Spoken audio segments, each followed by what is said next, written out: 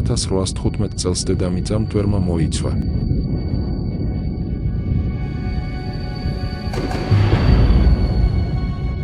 მისი წყარო აღმოსავლეთ აზიაში მდებარე ვულკანი ტამბორა იყო.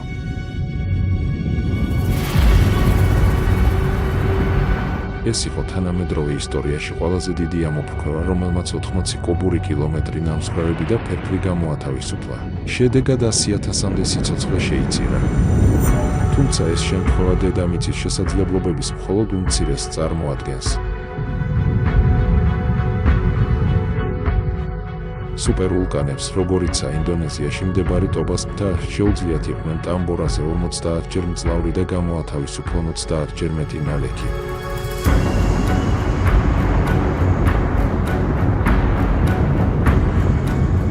ამ მასშტაბის ამოფრქვევა დღეს შეიძლება კატასტროფული შედეგების მომტანი იყოს და პოტენციურად მილიარდამდე ადამიანის სიკვდილს გამოიწვევდა.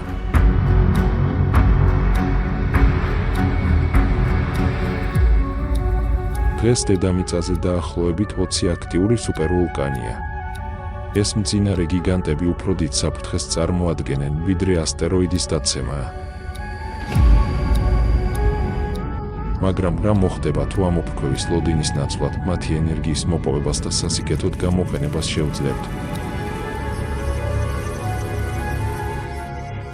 NASA-ს ერთ ინჟინერს თამამი შემოთავაზება აქვს.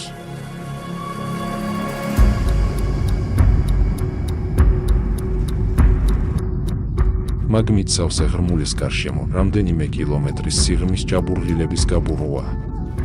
ცივი წყლის ქანში შეშვება და მაგმით მისი გათბობა.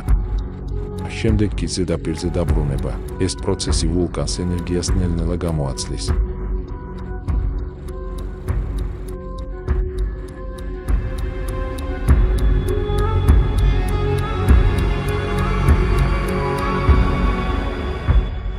თუ ჭაბურღილები დიდი სიფრთხილით განლაგდებიან, ამ მეთოდს შეუძლია ამოფრქვევების თავიდან აცილება და განახლებადი ენერგიის სტაბილური წყაროს შექმნა.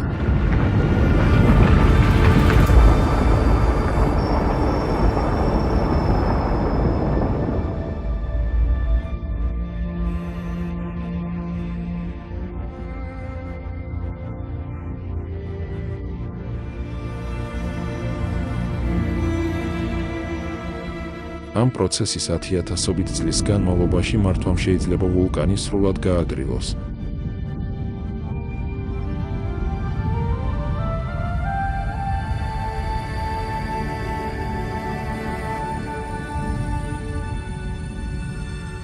მაგრამ ჩვენი ცივილიზაციის სრულყოფილად დასაცავად დაგვჭირდება არა მხოლოდ არსებული სუპერვულკანების, არამედ ყველა მომავალი სუპერვულკანის ნეიტრალიზება.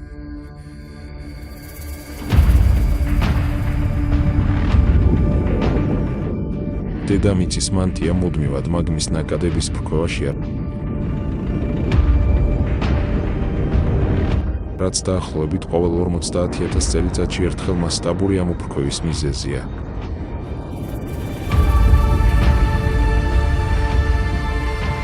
ამ ძალების გამოყენებისა და მართვის სწავლა შეიძლება კაცობრიობის გრძელვადიანი გადარჩენის გასაღები იყოს.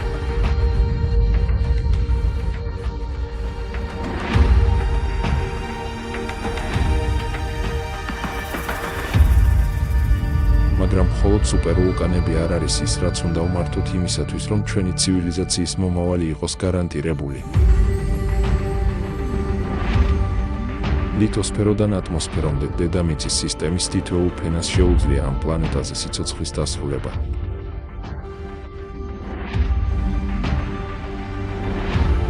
ჩვენი საქმეა დავიცვათ და ვმართოთ ეს ფენები ტექნოლოგიების ძალით, რათა შევქმნათ უფრო უსაფრთხო, საცხოვრებლად ვარგისი პლანეტა, სადაც სიცოცხლის ყველა ფორმა მილიონობით წლის განმავლობაში იქნება დაცული.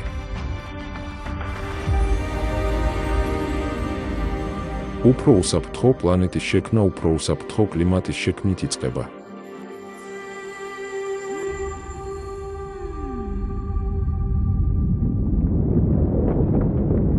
1991 წელს პინატუბოს ვულკანის ამოფრქვევამ სტრატოსფეროში 20 მილიონი ტონა გოგირდის დიოქსიდი გამოათავისუფლა.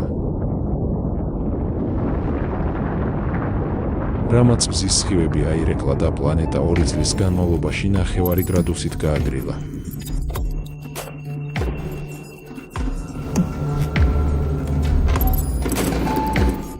გრილმა ტემპერატურა მომდევნო 10 წლეულის განმავლობაში ზღვის დონისაწევად კი შეანელა. ამით შთაგონებულმა მეცნიერებმა ხელოვნური ვულკანური ამოფრქვევები შემოგვთავაზეს.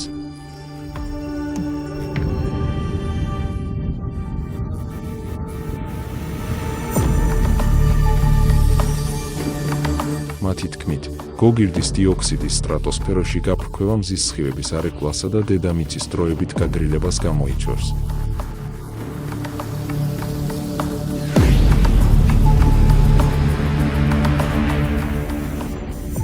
გოგირდის დიოქსიდის ერთ უნციას შეუძლია 1 წლის განმავლობაში რამდენიმე ტონა ნახშირორჟანგისმიერი დათბობის ეფექტის კომპენსირება. თუმცა ამასაც ახლავს რისკები.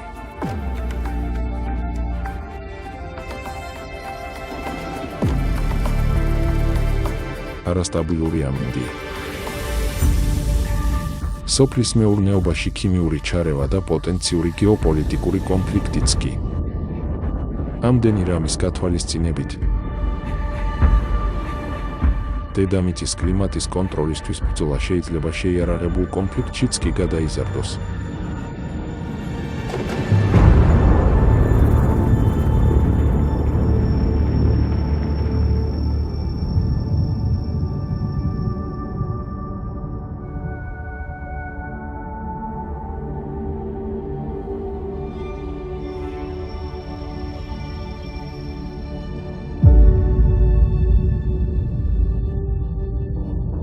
MIT-ის კიდევ ერთი გუნდი კოსმოსში მზის ფარის განთავსებას გვთავაზობს.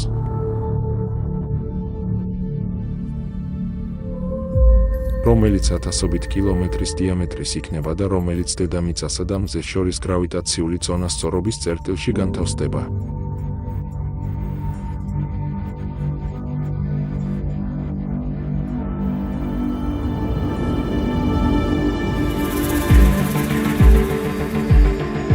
სილიკონის ბურთულებისგან დამზადებული ეს სტრუქტურა მზის სინათლეს 1,8%-ით შეამცირებს, რაც საკმარისია ინდუსტრიამდელი ტემპერატურის დასაბრუნებლად.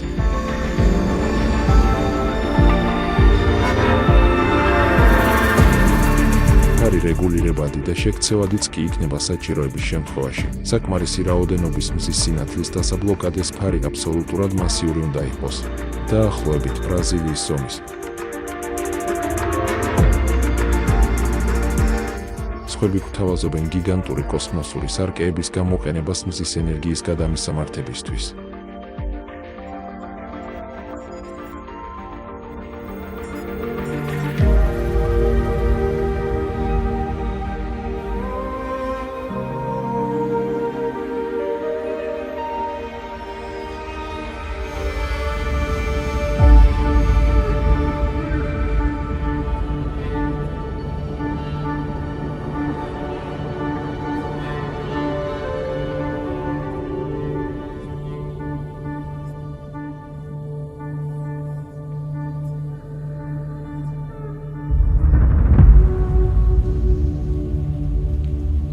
მასშტაბური ეკოსისტემური ინჟინერია უკვე გზაშია.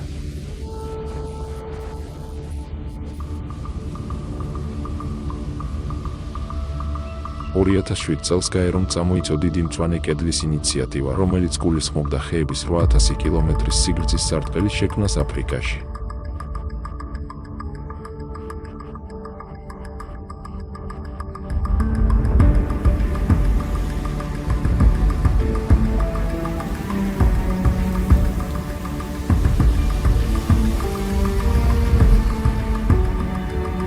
ეს უზარმაზარი ტყეში თანთქავს მე-4 მილიარდ ტონა ნახშირბადს.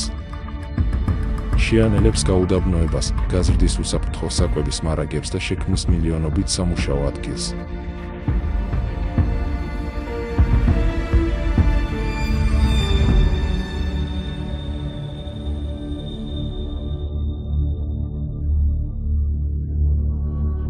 ჩვენ ასევე უნდა შევინარჩუნოთ ნახშირბადის ფრთანთქავი ბუნებრივი წყაროები, როგორიცაა ამაზონის ტროპიკული ტყე, რომელიც კრიტიკული ბუფერია ადამიანის საქმიანობის წინააღმდეგ.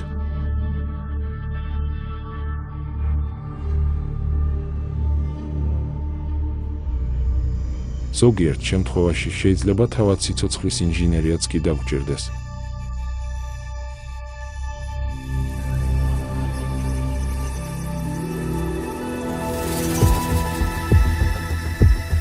მეცნიერებმა ფოტოსინთეზის მოდიფიცირება მოახდინეს, რათა შეექმნათ მცენარეები, რომლებიც 40%-ით უფრო დიდი იზრდებიან, ვიდრე მათი ბუნებრივი ანალოგები. რაც მიანიშნებს რადიკალურად გამდიდრებული კულტურებისა და მცენარეული სიცოცხლის მომავალზე.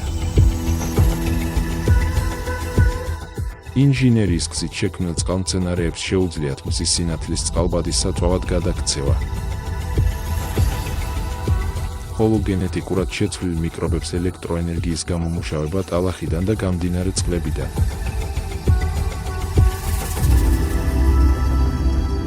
და მალე, შესაძლოა, აღვადგინოთ ბეწვიანი მამონტი აზიური სპილოს დნმ-ის გამოყენებით.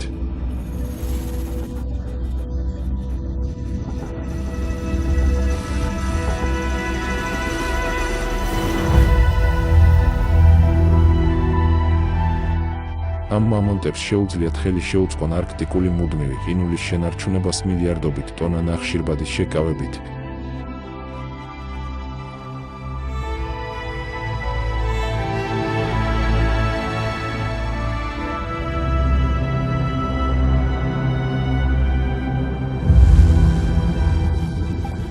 გენეტიკური ინჟინერია შეიძლება გახდეს ჩვენი ყველაზე ძლიერი ხელსაწყო პლანეტის სამართავად, ეკოლოგიური ბალანსის შესანარჩუნებლად, ბიოსფეროს გამრავალფეროვნებისათვის და მდგრადობისთვის.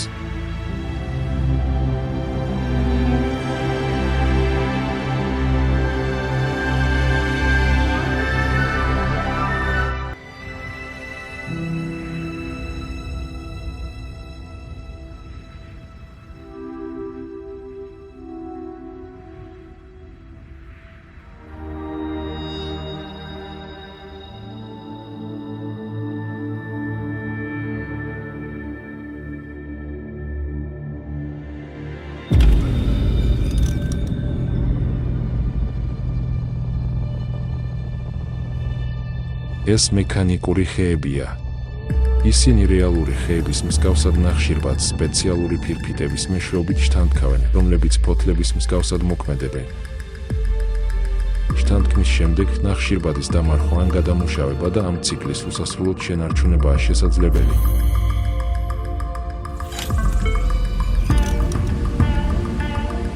ამ ხეებიდან მხოლოდ ერთს შეუძლია შთანთქოს იმდენივე ნახშირბადი, რამდენსაც ათასობით რეალური ხე შთანთქავდა. ხელოვნური ხეების მასიური ფერმები შეიძლება საცხოვრებლად არასასურველ რეგიონებში განთავსდნენ. და 100 მილიონი მათგანით შეგვეძლება ჩვენი საქმიანობის შედეგად გამოყოფილი ნახშირბადის კომპენსირება.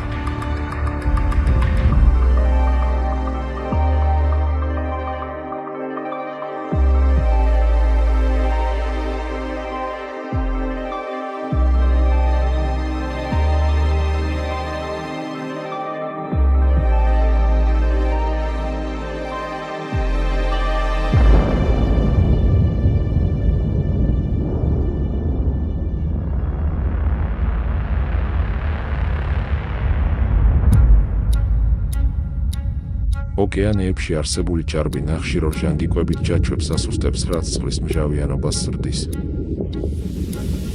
ზღვის უნაყოფო ფსკერის ნაწილის დაშლა ქანების ნაწილაკებს საშუალებას მისცემს შთანთქონ ჭარბი ნახშირბადი და აღადგინონ ბალანსი.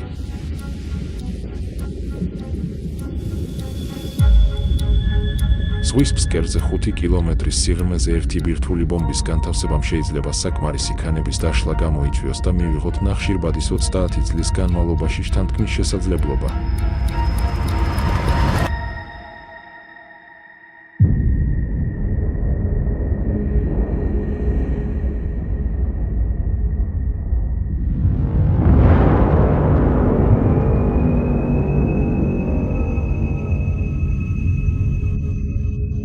თუმცა ბომბი 1000-ჯერ მძლავრი უნდა იყოს, ვიდრე ოდესმე ჩამოგდებული ყველაზე დიდი ბირთვული ბომბი, ანუ ცარ ბომბა.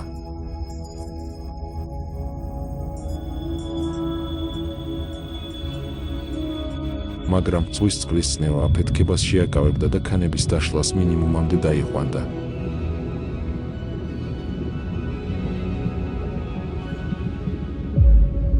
ამ იდეის განსახორციელებლად საუკეთესო ადგილმდებარეობა შეიძლება იყოს შორეული კარგილანის პლატო, სადაც ზღვის ფსკერი ძირითადად უნაყოფოა და ბაზალტითაა მდიდარი.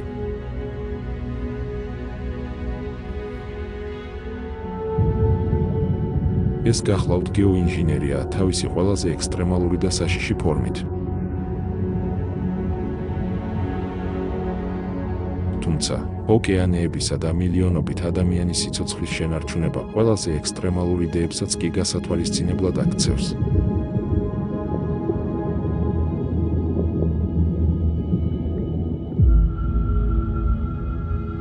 ზღვების მართვის უფრო უსაფრთხო გზის შესაქმნელად ნაპირიდან შორს წასვლა არ გვიწევს.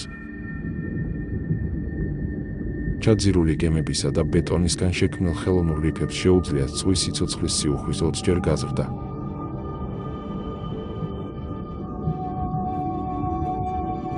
ამ რიფებში მარჯანი, ზღვის წყალმცენარეები და მოლუსკები ზრდისას ნახშირბადს შთანთქავენ და სანაპირო ზოლს ქარიშხლებისა და ეროზიისგან იცავენ.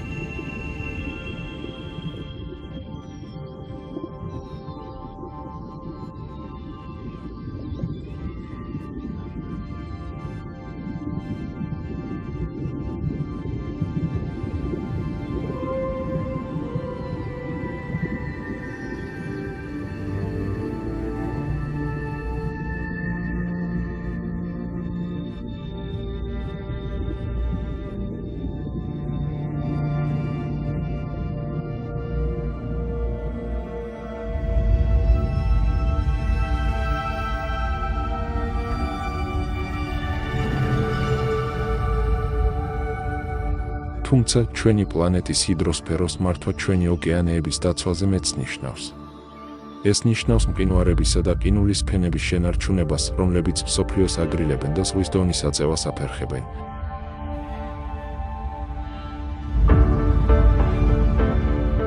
ეს თვაიცის მყინვარია ანტარქტიკაზე, ყინულის უზარმაზარი საფარი, რომელიც 113 კილომეტრის სიგრძისაა. ოკეანის ტემპერატურის მატება იწვევს თბილი ოკეანური დინებების მიმოქცევას მყინვარის ქვეშ, რასაც მის გაბზარვამდე და დესტაბილიზაციამდე მიუხავართ.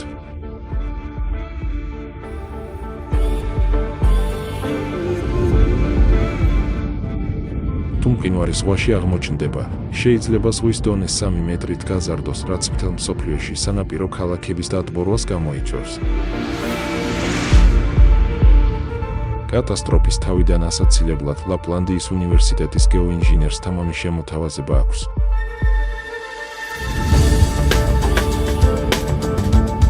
მისი თქმით, მყინვარის გარშემო 100 კილომეტრიანი მასიური წყალქვეშა კედლის აშენებით, ოკეანის თბილი დინებები მყინვარის ქვედა მხარეს ვერ მიაღწევენ.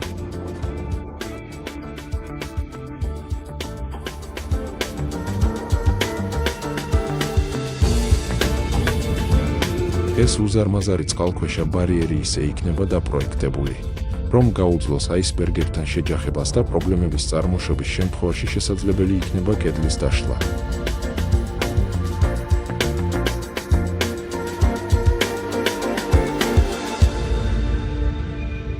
ამასობაში პლანეტის მეორე პოლუსისთვის ამბიციური გეგმები ეწყობა, რათა არქტიკული ზღვის ყინულის კარგვა შევაჩეროთ.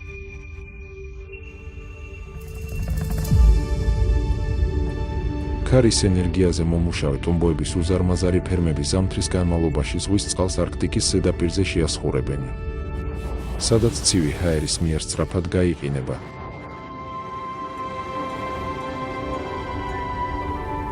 ცოტა ხნის წინ ამერიკელმა არქიტექტორმა პოლარული ქოლგის დიზაინი შექმნა, რომელიც არქტიკულ ზღვებში მზის ენერგიის გამოყენებით ზღვის წყლის შესაგროვებლად და ახალი ყინულის შესაქმნელად იტივტივებს.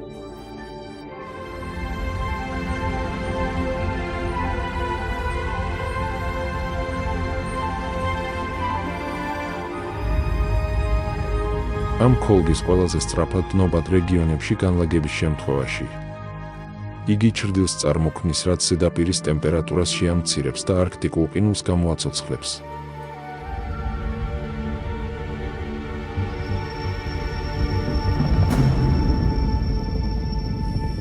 მაგრამ ამ გრანდიოზული იდეებიდან უმეტესობას საერთო პრობლემა აქვს. თითოეული მათგანი უზარმაზარ რესურსებსა და ენერგიას მოითხოვს. საიდან მივიღებთ ამ ენერგიასა და მასალებს და რა გავლენას იქონიებს ენერგიის დაუოკებელი მოთხოვნა დედამიწის მომავალზე?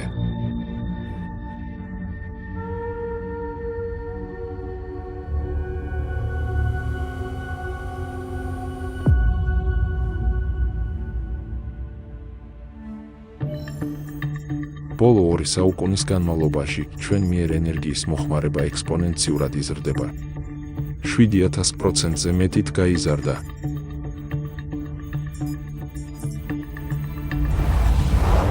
ამ აღმასვლის შენარჩუნება საბოლოოდ ყოველდღიურად ასობით ტრილიონი დამატებითი ვატ-საათის გენერირებას მოითხოვს. თუმცა, მზის ენერგიის ეფექტურობის წყალობით დედამიწის ზედაპირის მხოლოდ 0.3% მზის პანელებით დაფარვა საკმარისი იქნება მთელი ცივილიზაციის ენერგიით უზრუნველყოფისთვის. მზის ენერგიაზე მომუშავე ჩვენი მომავლისთვის საუკეთესო ადგილი იქნება პლანეტის ერთ-ერთი ყველაზე ნაკლებად საცხოვრებლად ვარგისი რეგიონები, ანუ უდაბნოები.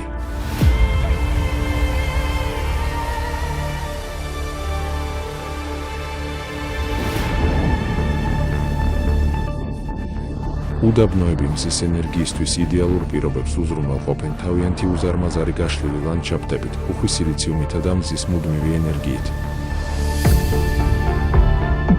ამჟამად არსებობს შემოთავაზებები საჰარაში მზის მასშტაბური ფერმების მშენებლობის შესახებ, რომლებსაც შეუძლიათ ჩვენი ამჟამინდელი გლობალური ენერგიის გაოთხმაგება.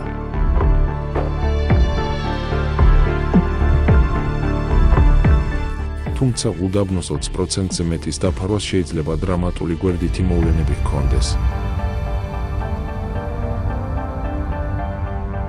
მზის პანელების მიერ შთანთქმულმა სითბომ შეიძლება გლობალური ამინდის ცვლილება და ტემპერატურის მკვეთრი მატება გამოიწვიოს, განსაკუთრებით პოლუსებზე.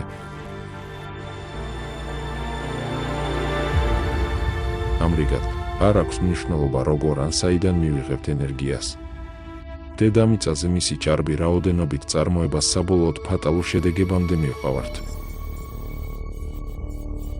ჩვენ მიერ ენერგიის მოხმარება წელიწადში მხოლოდ 2%-ით რომ გაიზარდოს, დედამიწაზე ხელმისაწვდომ მთელ ენერგიას სულ რაღაც რამდენიმე ასეულ წელიწადში გამოვიყენებთ. მაგრამ ამჟამად რეალური პრობლემა ის არის, რომ ამ მასშტაბით ენერგიის წარმოებით გამოწვეული ნარჩენი სითბო დედამიწას 20 გრადუს ცელსიუსზე მეტით დაატბობს, რაც პლანეტის დიდ ნაწილს საცხოვრებლად უარგის გახდის. როგორ დავაბალანსოთ ენერგიის უწყვეტი ზრდა ისე, რომ მივიღოთ უსაფრთხო და სტაბილური პლანეტა?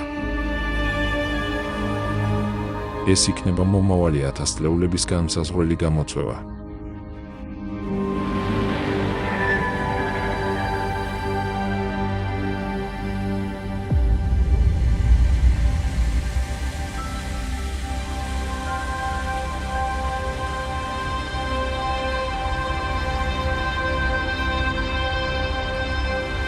კოსმოსში მზის ენერგიის მასშტაბური პანელების განთავსებით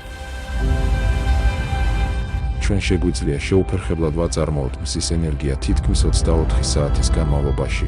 შემდეგ კი ენერგია ლაზერების ან რადიოტალღების სახით დედამიწაზე გადმოამისამართოთ.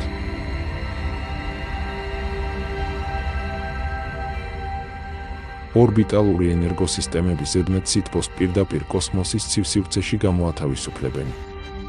ჩვენი ატმოსფერო კი დათბობას გადაურჩება. ამჟამად ჩინეთი 1 კილომეტრის სიგანის მზის პანელის შექმნას გეგმავს, რომლის გრძელვადიანი მიზანიც გიგავატის დონის სუფთა ელექტროენერგიის ორბიტიდან დედამიწაზე გადმომისამართებაა.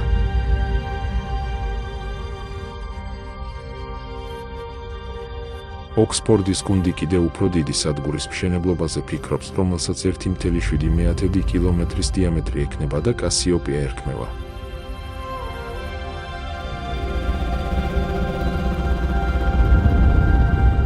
თუმცა კოსმოსში ენერგიის მოპოვებას და ხმელეთზე გადამისამართებას მაინც ექნება ნარჩენი სითბო, რადგან დედამიწის სისტემას ენერგია კვლავ დაემატება. გამოსავალი ენერგიის მსურველი ინდუსტრიების მთლიანად კოსმოსში გადატანაა.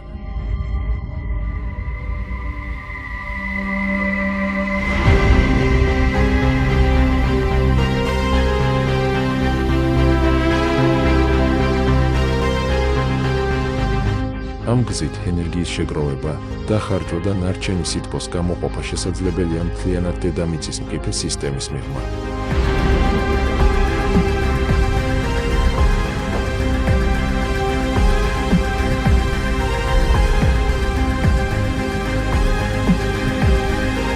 და იმისათვის, რომ ეს მასალა კოსმოსში ეფექტურად იქნას გადატანილი, ჩვენ გვჭირდება რაღაც წარმოუდგენლად გაბედული პროექტი.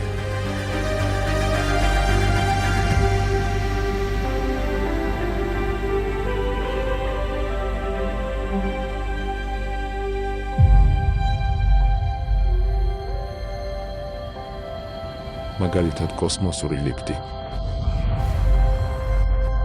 კოსმოსური ლიფტი გახსნის უსაფრთხო და მარტივ გზას შემდეგ ტექნოლოგიურ დონეზე გადასასვლელად, რაც შესაძლებელს გახდის შეიქმნას ახალი თაობის კოსმოსური ინფრასტრუქტურა.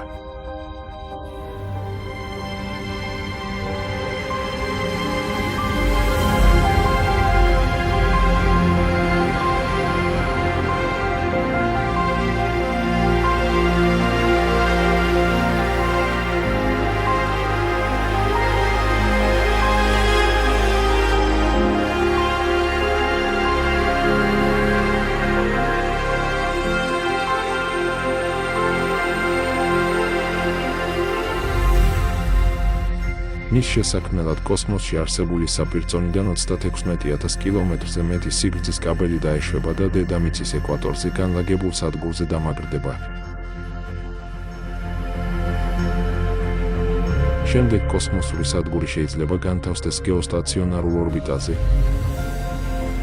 იმ წერტილში, სადაც გრავიტაციული და ცენტრიდანული ძალები ბალანსდება.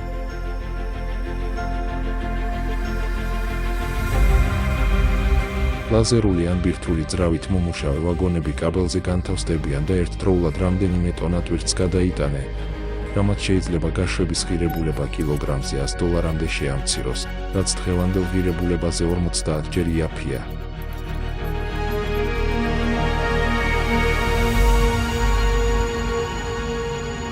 ამან შეიძლება დააჩქაროს მზის ენერგიის პანელების, ორბიტალური მონაცემთა ცენტრების, კვლევითი სადგურებისა და კოსმოსური პორტების მასობრივი წარმოება, რაც ახალ დონეზე გადაგვიყვანს.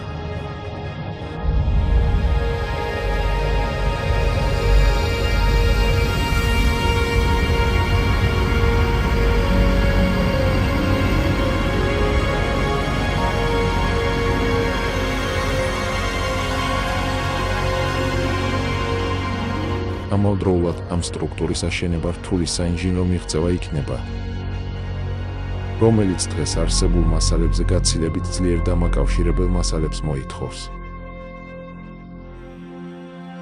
ადამიანური ინდუსტრიის კოსმოსში გადატანას თავისი მნიშვნელოვანი რისკებიც თან ახლავს, განსაკუთრებით კოსმოსური ნამსხვრევები.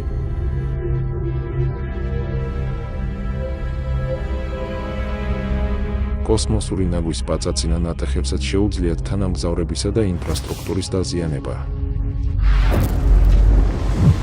რაც კიდევ უფრო გაზრდის არსებული ნაგვის რაოდენობას და გამოიწვევს გამანადგურებელ ჯაჭვურ რეაქციას, რომელიც კესლერის სინდრომის სახელითაა ცნობილი.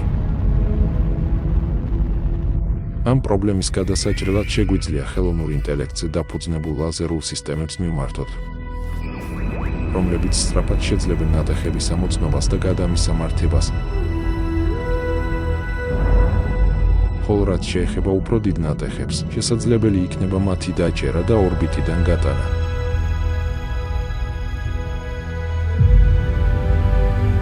თუ ამ რისკების ნეიტრალიზებას შევძლებთ, მაშინ კოსმოსური ლიფტი შეიძლება იყოს ჩვენი პლანეტის მომავლის კიდევ უფრო დიდი ხედვის დასაწყისი.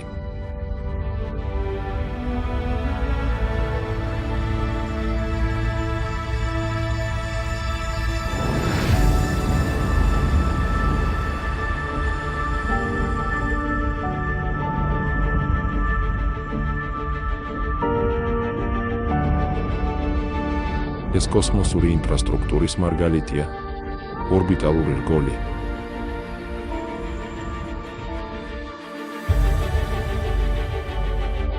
ეს სუპერსტრუქტურა შეიძლება გახდეს მომავალი ცივილიზაციის ხერხემალი, ყველაფრის ცენტრი, ენერგეტიკიდან და ტრანსპორტიდან დაწყებული კლიმატის მენეჯმენტითა და ტურიზმით დამთავრებული. პროექტის წარმატების შემთხვევაში რგოლი დედამიწის გარშემო დაახლოებით 200 კილომეტრის სიმაღლეზე იმოძრავებს. მბრუნავი რგოლის ზემოთ განთავსდება ლევიტირებადი სტაციონარული პლატფორმები. ის შეიძლება აშენდეს როგორც მოლილივე სტრუქტურა.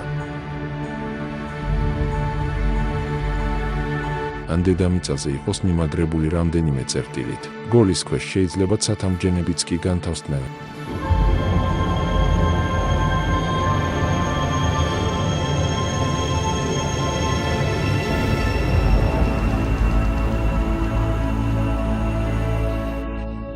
რომლებიც გაშვების წერტილებად, კვლევით ცენტრებად ან ცაში არსებულ ქალაქებად იქცევიან.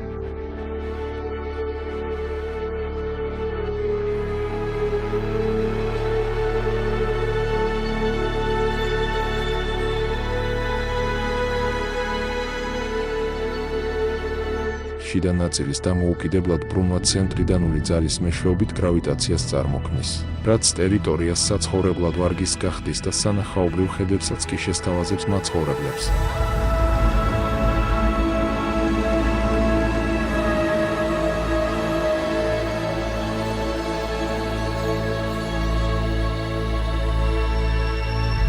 მიუხედავად იმისა, რომ დღეს არსებულ არცერთ ტექნოლოგიას სწავლობს გარე კიდეზე გრავიტაციის სიმულირება, ის მაინც შეიძლება მიკროგრავიტაციის ინდუსტრიებისა და კვლევითი ჰაბიტატების ზონად იქცეს.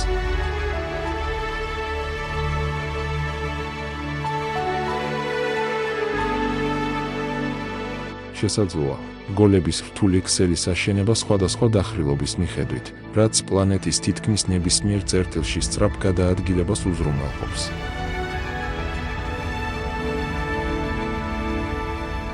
პოტენციურად მთვარესთანაც კი შესაძლებელი იქნება დაკავშირება.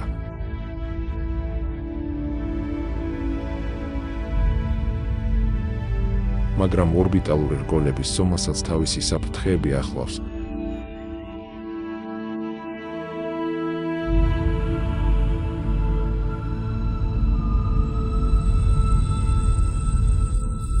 რგოლის სიგანის ჩრდილი ყოველდღე დედამიწის კონკრეტულ ნაწილებს დაფარავს.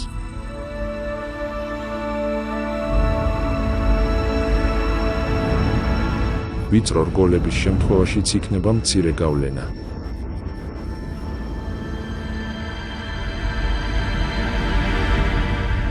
მაგრამ ფართო რგოლებმა, რომელთა სიგანეც 1500 კილომეტრზე მეტი იქნება, შეიძლება კლიმატის მნიშვნელოვანი დარღვევები გამოიწვიონ, რაც დღეში 1 საათით ან მეტით დაბლოკავს მზეს და კონკრეტულ ტერიტორიებს ჩრდილის ქვეშ მოაქცევს.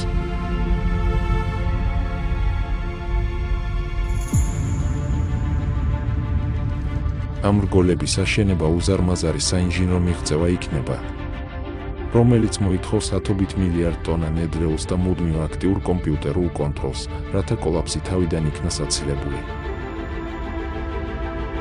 დედამიწაზე ზემოქმედების თავიდან ასაცილებლად რესურსებისთვის შეიძლება ასტეროიდებს მიმართოთ.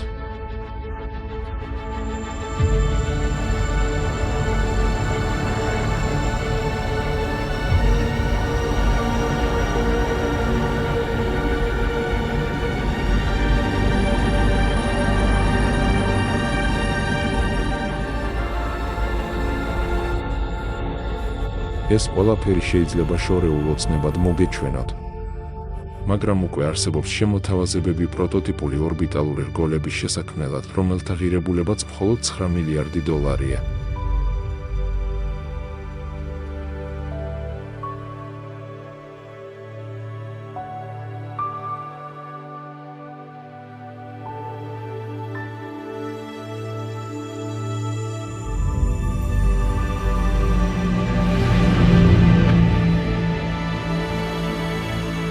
ადამიანებისა და მძიმე ტვირთის დედამიწის ნებისმიერ წერტილში გადატანა სულ რამდენიმე საათში იქნება შესაძლებელი.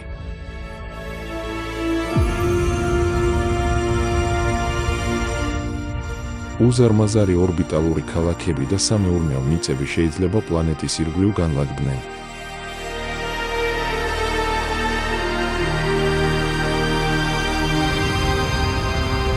რგოლში ჩანერგილი ენერგიისა და მძიმე მრეწველობის წყალობით ჩვენ შევძლებთ გაფართოებას ისე, რომ პლანეტა არ შევაწუხოთ და ამ ყოველივეს გათვალისწინებით შევინარჩუნებთ დედამიწას, როგორც სიცოცხლის თავშესაფარს.